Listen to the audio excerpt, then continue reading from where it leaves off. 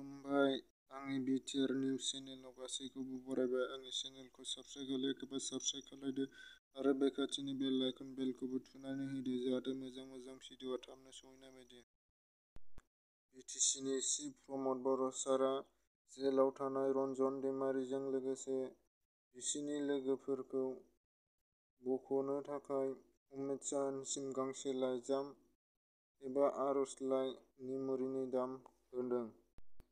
बिथाङा बिटिआर रेकर्डनि सासे सागानगिरि हिसाबै सागान होनो मोनदों बिटिआर रेकर्डआव, आरो बेनि थाखायनो बिथाङा गनायनि राइट्स दङ।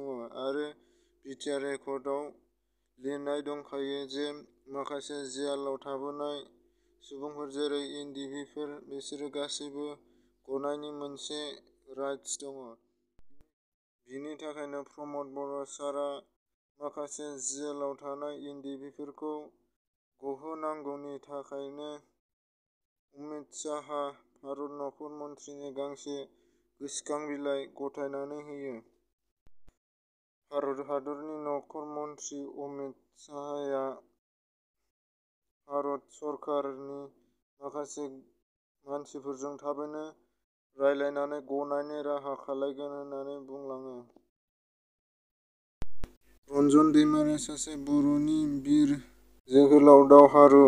बर' हारिनि बिग्रायारिनि मादाव बिबो सासे। बिनि थाखायनो बिथाङा बिटिआर रेकर्डआव सागानगिरि हिसाबै सिगनेसार होनो मोनदों, आरो बिथाङा बिटिआर रेकर्डनि हिसाबै गनायनि मोनसे राइट्स दङ। बिथांखौ थाबैनो गनांगौनि थाखाय बिटिआरनि चिफ प्रमद बर' सारआ भारतनि नखर मन्थ्रि अमित शाहनो गांसे गोसोखांलाइ होयो।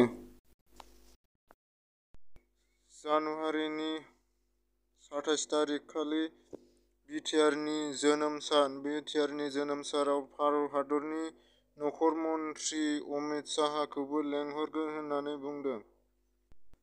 आंनि चेनेलखौ साबस्क्राइब खालायाखैबा साबस्क्राइब खालायदो आरो बे खाथिनि बेल आइकन बेलखौबो थुनानै होदो जाहाथे मोजां भिडिअआ थाबनो सौहैनाय बायदि।